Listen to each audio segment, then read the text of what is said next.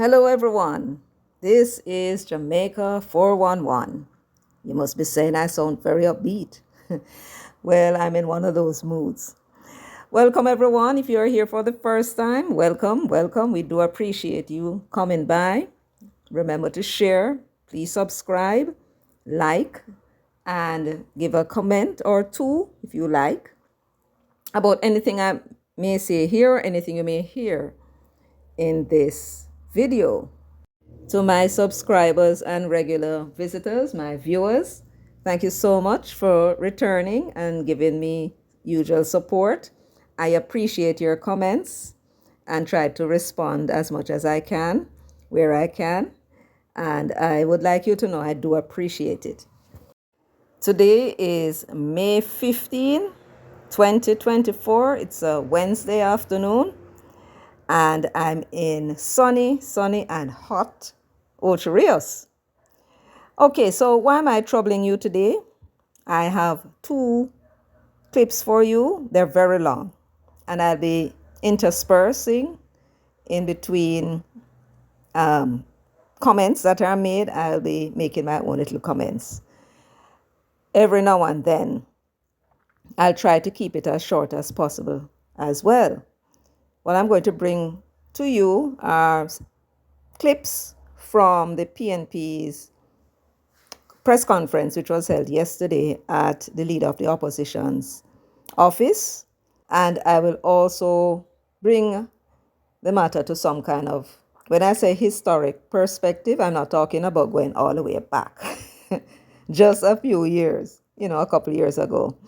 So the first one I'm going to begin with is this letter that was written by the leader of the opposition on June 3, 2022, which was in response to the Minister Malahoo Fort's announcement or letter advising him that the government will be embarking on the long-awaited constitutional reform to remove the monarchy, the king, as it is now, as the head of state of Jamaica, and turn Jamaica into a republic.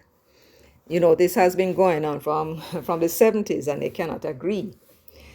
It seems as if Andrew Holness means to make a name for himself.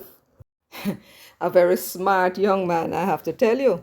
Andrew Holness is not somebody, those who know me, I have a great deal of good things to say about, partly because of the politics. But I am telling you that I have to lift my hat to him because all these many years, so many prime ministers had the opportunity to make a name for themselves, and they didn't. Perhaps because the sentiments, maybe, of the Jamaican people were not inclined yet to go the way of republic. That's a drastic change. Well, it was a drastic change in 62 when the British went, and then to change the constitution that they were used to for some time is another drastic change. So maybe the sentiments of the people weren't with it then. And I suspect that the sentiments have changed, and the government is well aware of it. Mr. Holness may speak about all sorts of legacies, but that is not unnatural or unusual. Everybody has the same legacy. But to be the man who is going to bring about the Republic of Jamaica, and I think it should be called Jamaica too, but it really doesn't matter because we're going to call it Jamaica anyway, to me, is one of the smartest things a leader could ever do, because by altering the constitution in this way and make the country a republic, especially if the people are in agreement, means that whenever the name Jamaica is mentioned, he will go down as the founding father of the Republic of Jamaica. Sort of what happened in the Burkina Faso with that young fellow that was eventually killed. Sankara, right? He's a hero. I tell you something, Mr. Hollis may well find himself dropped onto our national heroes list. This is how vital this change is. And he, I don't know who advised him. He took the advice, and it was an excellent advice. And I think Mark Golding and Peter Bunting, Dayton, and the rest of risers recognize the big push that the Labour Party would get. Well, Andrew would get if he becomes the founding father of the Republic of Jamaica. And they're going to do everything in their power to stall it. I hear Hugh Small come out and say it must be delayed until after the election. Oh, pay that don't mind, right? I'm telling you, I am so impressed. It's not funny. But for my part, I am not under the illusion or the suspicion that the rest of the PNP, those who are the PNP, are interested in delaying the process. Remember, the PNP has 2 strikes for it. We have Norman Manley bringing Jamaica into universal adult suffrage. And not just Jamaica, a lot of people may not recognize it. But we were the first non-white country to introduce universal adult suffrage. Did you know that? You can go and Google it. We in Jamaica here were the first non-white country in this world to introduce universal adult suffrage. India became independent, I believe, in 1947, and they did not have universal adult suffrage. So we were the first. And when we introduced it, all of the rest of the colonies and oppressed people in the world that were dominated by these Europeans. So what happened? We went and we voted, and by that vote, peacefully, nobody had to be cracked open, no violence, nothing, just by casting our vote. By the night when the announcement was made, the British rule was over, because we now have our representative who look like us sitting in the parliament making decisions for us. All of the other countries realized that this is the way to go, and they started to clamor for universal adult suffrage, because they know that once they get that, that's the end of the European rule. The South Africans and those in what was called Rhodesia at the time, now called Zimbabwe, and those in Namibia was called, I think it was called German Town, I think is what it was called, in the southern section of the continent of Africa. They were holding out, wouldn't give the people the right to vote, and were trying to oppress them even further, right? Norman Manley brought that awareness to the entire world, and that is why you notice that whenever it is that these African countries got their freedom, they would come to Jamaica first. One of the first places they come is right here to Jamaica, all the way from the continent, because we don't recognize it, right? So we have that. The PNP has that. Then now, when Norman Manley was elected in 55, had the people elected Norman Manley in that first election, would have been an independent country from long before. But Buster was not into independence. He was locked up, and they really worked on him and broke him down, and he agreed to come out and establish a party that would oppose Norman Manley's desire for Norman Manley and the People's National Party and whoever in the society agrees with them. The British wanted them to Buster to oppose self-government, and the universal adult suffrage by that time there was no turning back, right? So that was the position then. So Norman did not win. For some inexplicable reason, Norman went into the first election with only 18 candidates in an election in a parliamentary election that had 32 seats. And he won only 4, and 1 independent came and joined him, and he did not win the seat that he was vying for. So that's the history. Now, in 1962, when the PNP came to office in 1955, we set about trying to put Jamaica in a federation, as well as a federation with the rest of the English-speaking, they call them West Indies at the time, English-speaking Caribbean, that were under British rule. And he set about also getting self-government, and then eventually we went to independence. By that time, Buster was on board. That the people's sentiments changed because the PNP was really working very hard to carry the message of independence to the people, and they bought into it. Unfortunately, Norman did not win. I don't know for what reason. He was a prime minister. He was a chief. He was a premier when they had this referendum. Buster was against us joining the federation, and Norman and the PNP and some others wanted it. And we lost the PNP lost the referendum. I don't know for what reason. Norman had his chance to go into independence, right? Being sworn in as the prime minister. For whatever reason, he decided, because he lost the election, the referendum, to go and test whether or not the people still wanted him and the PNP to remain, right? So there were tests. He was testing now whether or not he still had the support of the majority of the people, which is why they have that flexible power in the first place. And he lost. So he lost his opportunity to be Jamaica's first prime minister. But it was he who was instrumental in the constitution that we now have and in the negotiation of independence. All right? So if Andrew and the JLP go and get a little something for bringing us to federation and they get something for themselves, I don't think the PNP membership really begrudge them, you know.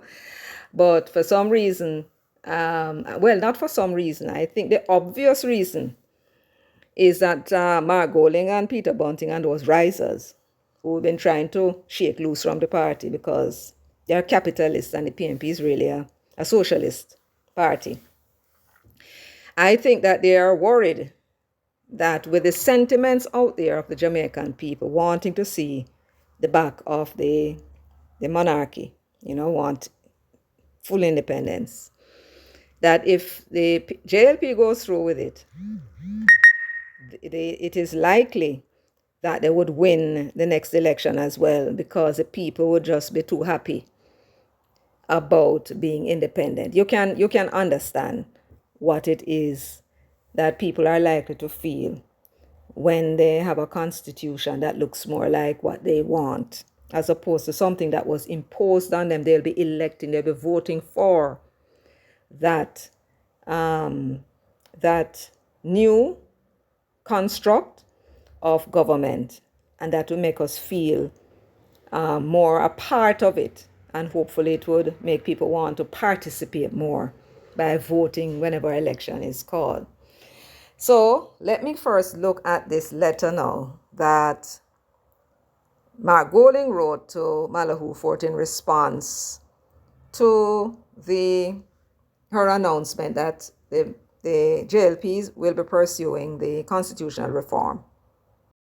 So the letter begins by saying, "Dear Minister Malahoo Fort, I acknowledge receipt on the afternoon of Wednesday, June 1, 2022, of your letter dated May 31, 2022, captioned, Establishment of Constitutional Reform Committee, and confirm that the parliamentary opposition will participate in the deliberations of this committee.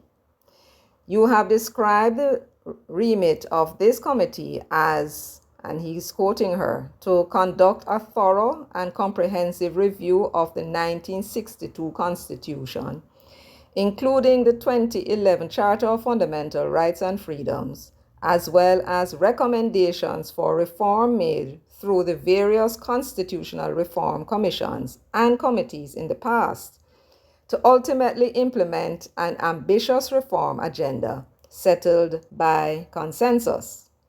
End of quote.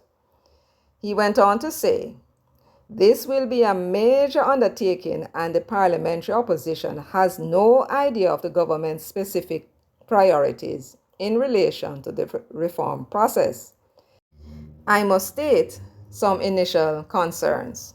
Number one, firstly, the country is anticipating that the process for our country to become a republic with a Jamaican head of state will begin in earnest this Jubilee year, celebrating our 60th anniversary of independence. Indeed, the Prime Minister publicly told Prince William in clear terms in March this year that this is where Jamaica is going. So you see that. So Malahoo Fort sent him a message on the 31st of May. This is the first time this would be coming up, as far as I understand it.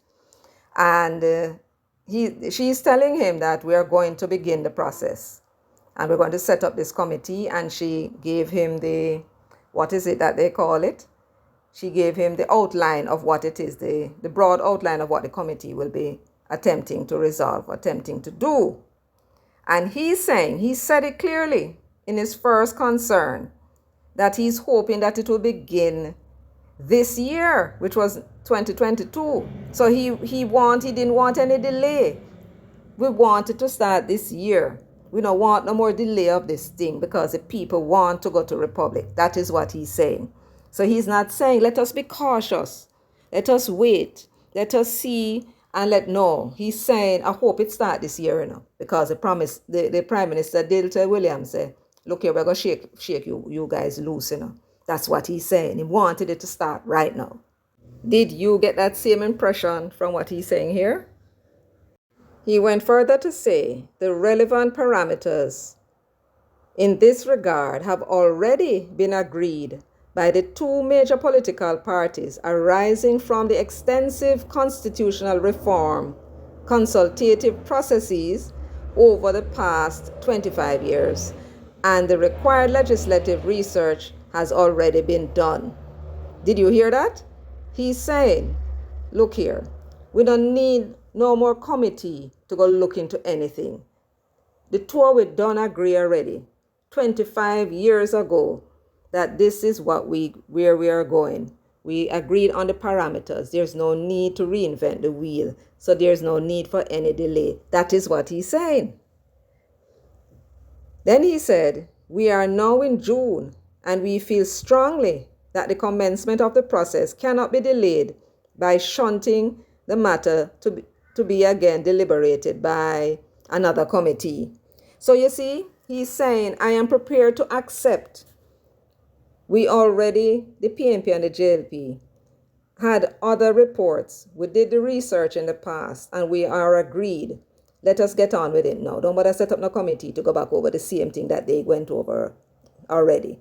That's what he said then. All right. The second initial concern that he said that he had.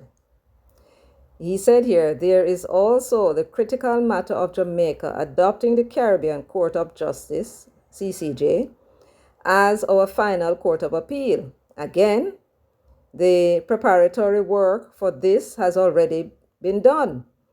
This matter concerns a fundamental issue of access to justice for our citizens and is a logical adjunct to moving away from the British monarchy. Now, the government not start to talk yet, but he's talking about what he wants. Now, I want you to notice that when he started, he spoke about my concern, the concerns that I have. I, meaning I, Mark Golding, not we, as in the People's National Party. I. So we are understanding from this letter that he did not consult with his colleagues. He's one of several, and they are there in a collective responsibility arrangement. That is what our Constitution requires in this two-party system that we operate, in this two-party democratic system that we operate, that you must have consensus, and that you must sit down and because you must speak with one voice. So he's speaking from his own personal concerns with no input from the rest of his colleagues who have a right to speak on behalf of their electors, those who put them there. They put them there to make decisions for them. And so they have a right to have a say in whatever legislation is going to pass and whatever constitutional reform. But he's taking it up on himself to speak alone about his concern, as if this thing is about Mark Golding. It isn't. It's about the people of Jamaica. and the PNP is there to represent those who put them there in Parliament, just as the JLP and the government is there to represent the whole of the country, right? The opposition is there to represent not only the people who put them there. Let me correct myself, but everybody in the country, whether you put them there, yes or no, right? And so those parliamentarians, everyone, 63 of them, every single one of them has a right to have a say in any piece of legislation that is put before the House, especially when it comes to constitutional reform. Let me continue. So he went on to say, we do not wish this matter to be enmeshed in another process of deliberations by another committee. So he's now speaking about we. So presumably he consulted with his colleagues. So he has a way of speaking about I want to pay attention. Whenever he's speaking about I and he's speaking about we. Although I'm going to bring you a clip where he actually referred to we and he did not consult with his colleagues. But we'll come to that. His third concern, he said, is thirdly, the Charter of Rights was recently enacted. And important jurisprudence is already beginning to emerge from the courts as to the meaning and effect of some of its provisions. There is an important pending judgment of the Constitutional Court relating to the constitutionality of the government's recent use of the state of emergencies, states of emergency that should be, a matter which, as you are aware, was the subject of adverse dicta by the Supreme Court in a previous case. The opposition is not persuaded that this is an appropriate time to embark on and sees no compelling need for a review of the Charter of Rights. He has no idea what them said them are reviewed for, but he's putting up an opposition. He's putting up an opposition, but maybe it's better to say that he is, let us give him his word, he's raising concern about why they would want to be altering the Charter of Rights. I mean, what possibly could you want to alter already? Because the government didn't tell him what it is that they wanted to alter. So that was what that was about. So in his final paragraph, he said, I hope to hear from you soon on the foregoing issues of concern. Your responses will be considered in making my choice of the persons to represent the parliamentary opposition on the committee. So he's saying here, look, we really need to know what it is going to propose to change, right? We already have, what he's saying, we already have a situation where we considered the various sections, which would have been section 49, that needed to have been amended to bring about the Republic of Jamaica. We don't see any reason why we need to go back over it. So what he's saying, I am aware of the deliberations that took place then. I know what it was that was decided between the two parties, what we agreed on, and therefore I accept that what was agreed on is sufficient, and I think we should go ahead with that. He's not talking about anything to change. He was satisfied that what was proposed and agreed on is what we should bring forward. All he wants now is for the CCJ to be our final court. That's the other change and addition that he wanted. And he's consistent in that. I listened to several of his comments, statements, and he has been consistently saying he wants the two to be twinned, right? No flip-flopping there, so consistent. Okay, so that's enough for now. Let you listen now to what Mark said at the press conference the PNP held yesterday, Tuesday, May 14, 2024, and then I'll rejoin you shortly. Good morning, members of the media and viewers and listeners. The purpose of this press conference is to discuss issues relating to the constitutional reform process and where it has now reached, which have been in the media over the past week or so. The matter at hand is one of intergenerational importance to our country. Jamaicans will have to live under the new constitution for generations to come. We have a solemn duty to ensure that the new constitution is appropriately balanced and will protect the rights of our people and the democracy that guarantees our freedoms. Therefore, due care and attention must be given to the proposed changes that will be put into any new constitution. And as the opposition, we have a particular responsibility to be vigilant in this regard. You heard that? Did you hear that? So he's talking about due care and consideration regarding the Constitution amendments.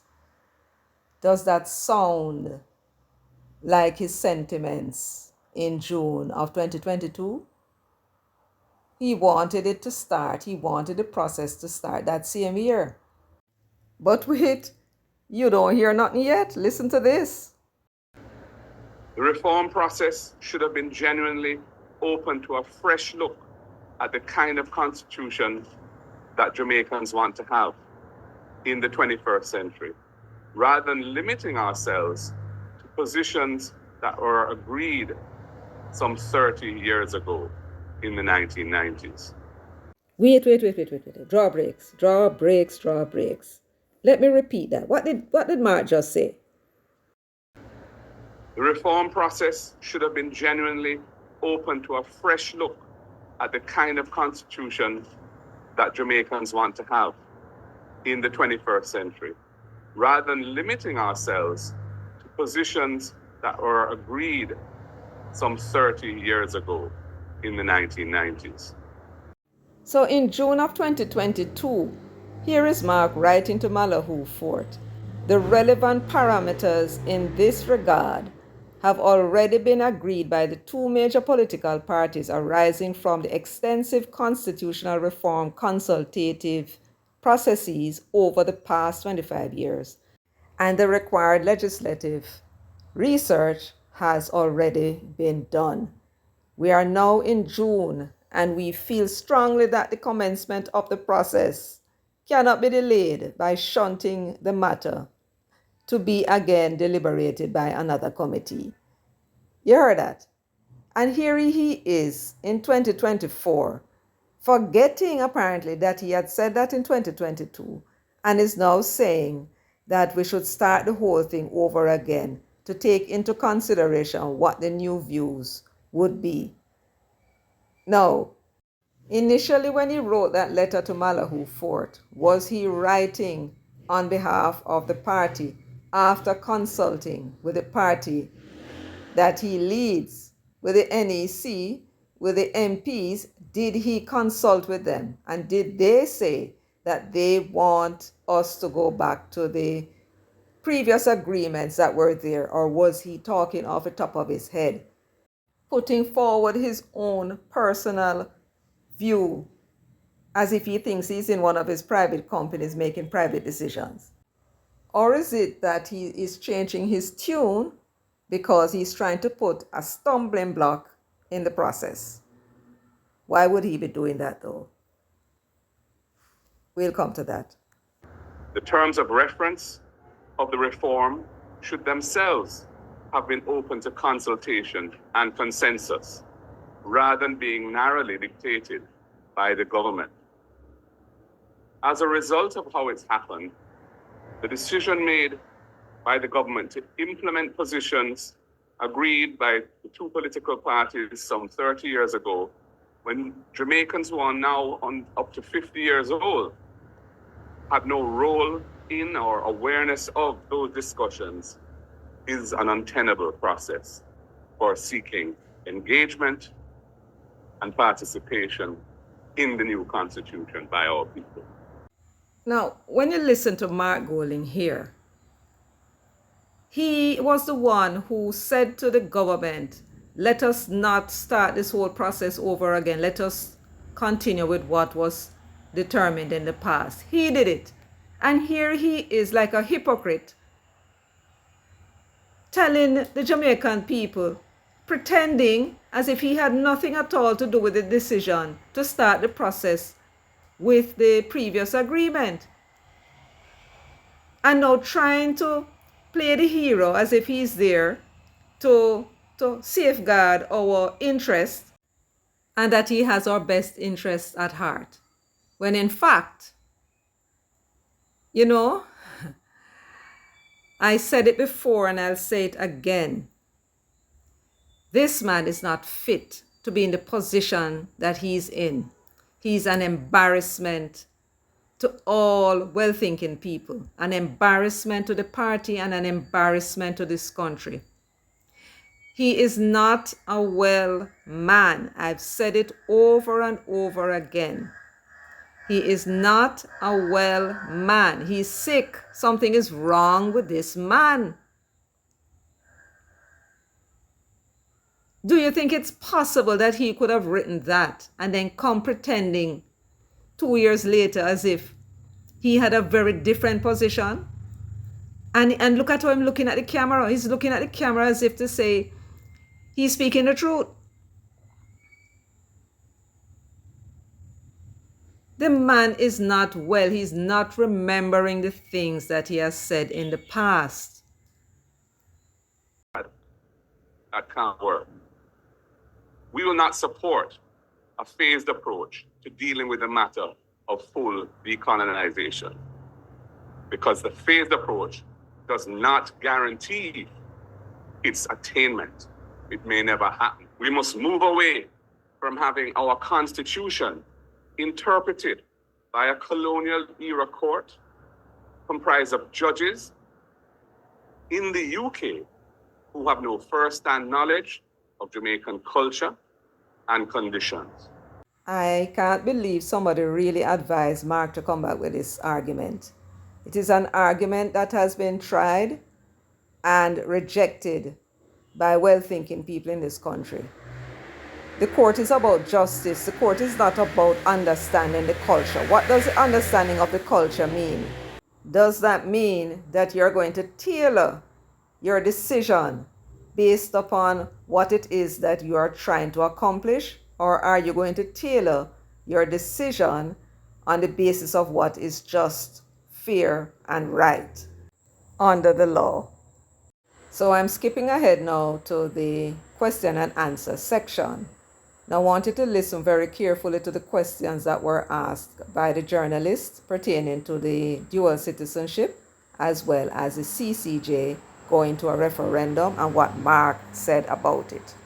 Morning, Kimon Francis from the Gleaner. Opposition leader, I know that you mentioned the Prime Minister needs to state his position and provide clarity. I know back a few, let me not give a timeline, but in the past he has said that he wants a referendum to establish whether Jamaica should have the CCJ as its final apex court versus the Privy Council. What is the opposition's position on a referendum? Our position on a referendum, and this is a long-standing position, is that the choice of the final court is really not suitable to be put to a referendum process. Not one country that was in the British Empire, as it then was, and moved away from the Privy Council to establishing another final court has done so by a process that involved a referendum. None. And those that have a constitution that requires a referendum and that have tried it have found that the entire process has become fraught with politics. The issues have become very messy and politicized, and it has been an unsatisfactory process that has not led to the result that was intended. In our constitution from 1962, the Privy Council is not an entrenched provision. And it was always contemplated that Jamaica would evolve away from the Privy Council. That is why it's not an entrenched provision. The Privy Council has said, based on their interpretation of the Constitution, that whatever replaces the Privy Council must be entrenched. And it must be entrenched in the same way as the Supreme Court in Jamaica and the Court of Appeal. That does not require a referendum. because the entrenchment of the Supreme Court and the Court of Appeal in Jamaica is achieved by requiring 2/3 majority vote in both houses to change it. And that is a process that should be followed to establish the CCJ. In our view, this should be one unitary exercise. The legislation should contemplate the CCJ's adoption by the necessary majorities in both houses of Parliament, and the issue of the Constitution as a whole, including removal of the monarchy, establishment of a Jamaican president, and so on, would go on for approval by referendum. That is what we would like to see. So you heard that. Yes, you heard that. Mark does not want the CCJ to be subjected to a referendum. He's all about the people of Jamaica having a say in the discussion. But when it comes to voting on the Caribbean Court of Justice, which they want to have as our final court of appeal, they don't want us to have a say in that at all. They want for them and the Jamaica Labour Party to sit in Parliament and use their 2/3 majority to put the CCJ in place as an imposed court on us without us having a say. Not even a discussion they don't want on it. So what you're looking at here is flip-flopping hypocrisy, or to the extent at any rate that he is speaking on behalf of the People's National Party, we are talking about a flip-flopping. Flip-flopping perhaps because his previous comments were not the views of the party. He was just chatting off his mouth because he doesn't understand what government is about. This man is not fit. Furthermore, you heard him say it himself. He said that what they want is that the Caribbean Court of Justice must not be put before the people in a referendum because every other country that tried it, it has failed. And he claimed it's because of politics.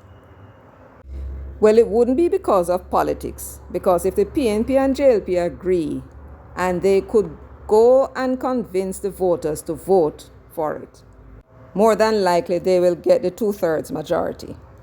But I suspect that what is happening here is that Mark Golding already knows that the people do not want to go to the Caribbean Court of Justice. In other words, Mark is saying to them, let us take this court out of the United Kingdom, where foreign judges are making decisions about us and interpreting our constitution. So let us take it away from them. But what are you proposing? To take it to the Caribbean, so some other set of people, other judges, who we did not appoint, are going to be making the decisions and interpreting our constitution, and the people don't want that. It is not that the people want to stay with the Privy Council. It's that they are already with the Privy Council. They don't want to leave the Privy Council and go back into another arrangement like that. What the people want is for the court to be repatriated to Jamaica. They want their final court of appeal to be in Jamaica. They want their final court of appeal to be here. If it is going to be moved from the Privy Council, not moved to some other area for some other set of people to make decisions about us. I think that that is what the people want, and Mark knows it, and the other members of the PNP who are pushing it. Now, he's saying though, what we want is that for me and the government to go into Parliament, pass the CCJ by ourselves, using our 2/3 majority. But as for the rest of the requirements for the constitutional change, they are to be put before us in a referendum. So he doesn't want the Caribbean Court of Justice to be part of the process of a referendum. That is what it is. So we have learned something very important from Mark Golding here. What have we learned? That the reason why the Caribbean Court of Justice has not been implemented up to this day, after how much years that it has been established, the reason why it has not been implemented is not because of the Labour Party. That's what we thought. No, it's not the Jamaica Labour Party that has been preventing the court from being implemented. It's actually the PNP itself. The PNP said it wants to have this court. The Labour Party said, all right, let's put it to a referendum. And once they hear referendum, all right, no bother. Me not bother with it again. It's what the PNP has been doing. Once they hear referendum, they have not been willing to agree, and that is when the talks fall apart. It is the PNP that has always been causing the Caribbean Court of Justice from not being implemented. And here it is again. Mark said he doesn't want it to be in a referendum. So they put it in phase 2. Phase 1 is about the provisions that need to be amended through the referendum. They took it out of that because it is not necessary, and so they put it in another section. Mark said, oh, no. We're not going to agree. We want you to agree with us to pass the CCJ by using 2/3 majority, and you must not put it before the people. We want to do it in Parliament. But the rest of the Constitution that needs to go before the people, yes, you go ahead. And once you decide that's how it will be, we will sign on. I don't understand the position of Mark Golding. Mark Golding is saying that he's there to protect our rights, and yet he's seeking to impose a court on us and is prepared to derail the whole entire process in order to get this court of appeal imposed on us without our say-so. Is this hypocrisy? Or is it just the thinking of a man who is just not well? I'm inclined to think he's just not well. What do you think? And another question regarding the matter of the CRC committee. This whole issue of whether Jamaica signs on to the CCJ or not, considering the importance of transitioning from a British monarchical rule to a republic, is it worth the essential destruction of the entire process to require a red line be the CCJ and final appellate court? Absolutely necessary. We're not in favor of a phased approach to decolonization. We're not in favor of having 1 foot in and 1 foot out of the King's Yard. We must either be in or out. Can't be neither fish nor fowl. Time come to deal with this matter once and for all. And so I have come to this very important junction. And I would like to ask Mark Golding a question.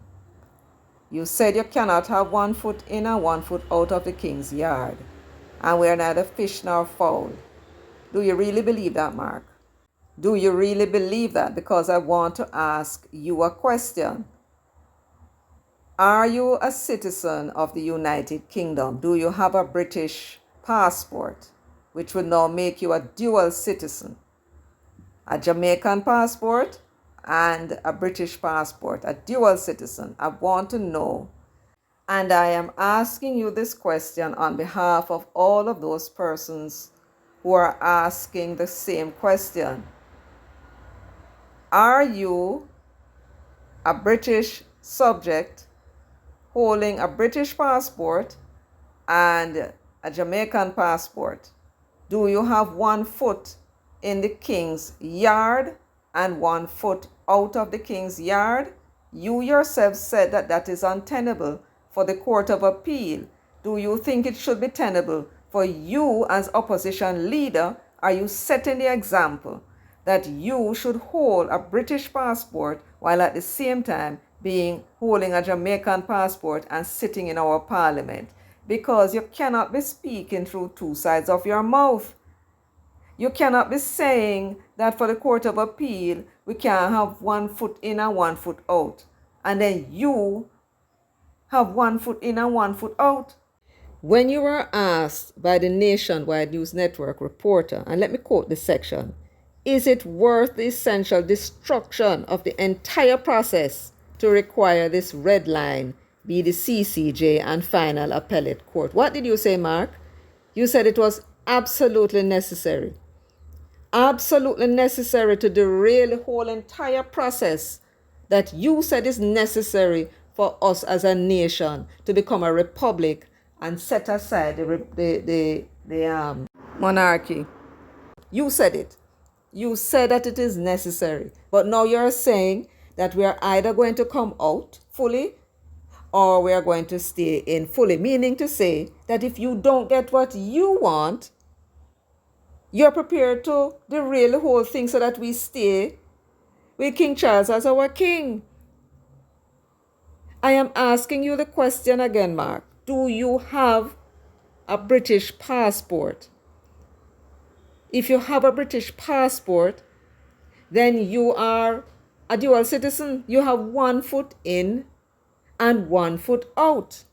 Why should you be allowed to stay in our parliament when you have not fully decolonized? So tell us, Marky G.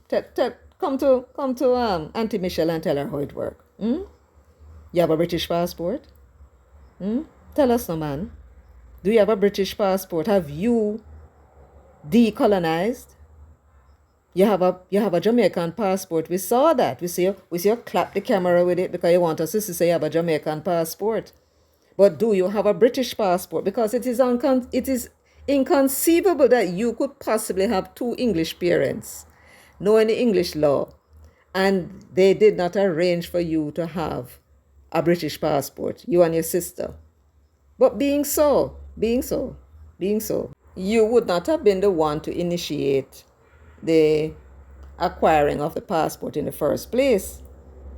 But Marky G, did you go and renew your passport? Did you go and renew the British passport? Yes, we know, that the law says that as a Commonwealth citizen, you can sit in the parliament. But you know the sentiments of Jamaican people, that we do not want nobody. We don't care whether they are Commonwealth or not. We don't want nobody in our parliament, Mark, with a foreign passport, making laws for we that can leave here. And you yourself said it, we have to get visa to go to England. So when you mash up the country with a dual citizenship, you can run and go somewhere else. We have to stay here and live with it. We don't want anybody in our parliament, Commonwealth citizens or not, with a foreign passport. So now that you have established the principle, and you begin with the Privy Council and the right of appeal of Jamaicans to the Privy Council, you want that repatriated, not to Jamaica. You want it to be repatriated to the Caribbean for some other set of judges to make decisions about our land, our freedoms, and our rights.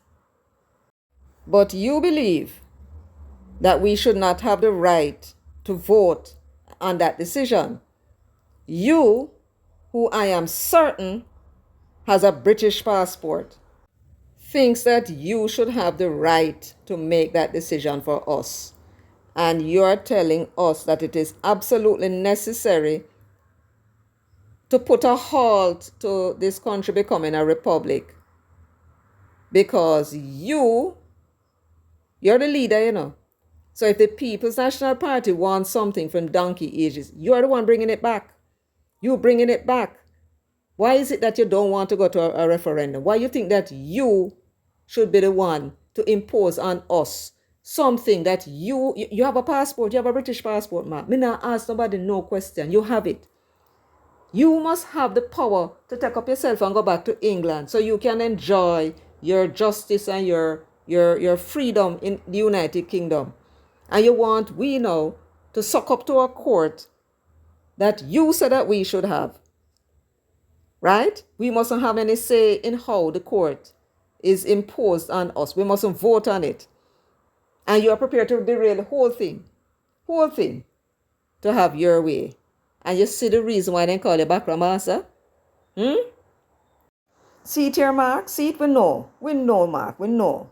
You were born outside the UK. This is what the British law says. British citizenship is normally automatically passed down one generation to children born outside the UK. For example, you might automatically become a citizen if you are born outside the UK to a British parent, but your children will not automatically be citizens if they are born outside the UK. And that is why you were able to spend so much time in England at school. Your parents did not have to apply for a visa because you had a British passport. 1 foot in and 1 foot out. So by British law, you're automatically a citizen, just as if you were born there. That is what that law is suggesting. So you are going to say you don't have any control over that, but you do have control over renouncing your allegiance to Britain. Have you done that yet, Mark? And so, Mark, this is how the thing's set. You see the Caribbean Court of Justice? That will be on the ballot in a referendum, and we are going to make that decision. You know how I know that, Mark? Because one member of your team yesterday made a dreadful mistake. Just listen. Thank you very much for that question. And I would like to raise an issue as a member of the CRC. You see how the work is phased, and what phase one is supposed to do is that it's supposed to not only, as they say, deal with matters on which there's a consensus, but also deal with matters which under Section 49 of the Constitution require a referendum. If the Prime Minister has said that he wants to do a referendum, something which is not legally required, then why not now? Why not now when we are considering matters which have to go to referendum? I question the reason why this matter would be put for phase two if he sincerely feels that it should be a matter which must go to the people and on which they should decide. And there, my friends, is Andrew Holness's opening. That is his opening and that is his solution. The PNP with Mark Golding as leader have just worked themselves into a corner they cannot come back out of. And what Comrade Donna said, and the question that she asked, is the opening for Andrew Holness to now, after the cabinet deliberation, when that bill comes to the parliament, I am prepared to bet you any money. Well, not quite, but I'm prepared to bet that that provision for the CCJ to be our final court of appeal will be in that bill, and it will be in that bill as one of the matters that should go to the people in a referendum. And Andrew has done a statement, Donna Scott Motley's statement, that she just made in that conference yesterday, where she's asking if he's sincere, why did he not put it in with the other provisions that are expected to go to the people? My goodness, that was a mistake. And so when Andrew puts that into the bill for it to go to the people on a vote, Mark Golding has walked himself into a brick. He will not be able to back up because he is going to now get the CCJ on the table, which is what he said is his requirement for supporting the other provisions that will see Jamaica becoming a republic. So now we come to Mark's views on the dual citizenship. But this matter of dual citizenship, such as people still living in the United States, members of the diaspora, it has gone to court before. It has been a contentious issue for both parties. What do you still support utilizing the diaspora in this manner, as in allowing them to sit in the parliament or the Senate? The issues that went to court after the 2016 general election, 2007 general election, were as a result of what the Constitution now says. The Constitution now doesn't allow anyone to be either an MP or a senator unless that person is a Commonwealth citizen who has been ordinarily resident in Jamaica for at least a year.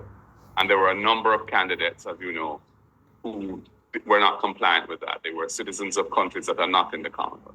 And that is why those matters ended up in court. At the time, many people felt that these provisions were out of date and should be revisited. And the committee has revisited them. And I think the committee agrees that the use of the Commonwealth as a yardstick is inappropriate and should be eliminated. My personal position is that as long as the person is a Jamaican citizen, it should not matter if they also have another citizenship, because so many of our people travel extensively, live from time to time abroad, want to come home in due course. Many of them have aspirations to do that, but they may be citizens of the country that they've settled in, whether it be temporarily or permanently. And I think it's wrong to exclude them from the eligibility to serve if the people want to vote for them, or if they, in the case of the Senate, the leaders of either the Prime Minister or the leader of the opposition wishes to appoint them. So my position is that dual citizenship should not be a bar to service. That's my own view, and I think the party will continue to have discussions on this. So now we finally come to my analysis as to the reason why Mark is doing what he's doing. Why is he putting this spoke into the process? All he has to do is to agree to a referendum. Let the chip fall where it may. Why is he doing it? Is he doing it because he wants to safeguard your rights and mine by preventing us from voting on this matter in a referendum? I hardly think so. So what is the matter? What is he up to? I'm going to suggest to you that the real reason is that he, Bunting, Dayton, and Ian Hales in a little meeting that you hear Karen Cross talk about, very likely assess the situation very accurately. That if Andrew Holness and the Jamaica Labour Party is allowed to go through with this policy of theirs of removing the king as our head of state and making Jamaica a republic, the people who they must have known from the polls that they have done may become so joyous that all the faults that they find with Andrew Holness, they may miraculously forget and now see him as a hero that they should vote for in the next election, and the PNP's chances of winning will be remote. Or perhaps I should revise that. Bunting's chances of becoming Prime Minister will be remote. That is what I think that this obstruction is all about. Nothing to do with us and our rights. Because if Mark was so interested in it, in us having the CCJ, he would have wanted to go to the referendum. Well, I know you're not accustomed to me being this passionate, but boy, I tell you, I feel this thing real bad. So I hope you forgive me in advance if I get too passionate for you about the subject. I have much more, but I have to create another video. So thank you so much for being with me. Remember to subscribe. Remember to share. Please don't forget to share. And to like the video. Leave your comments. And until I do my next video, thank you so much for being with me. Take good care of yourself. Walk good.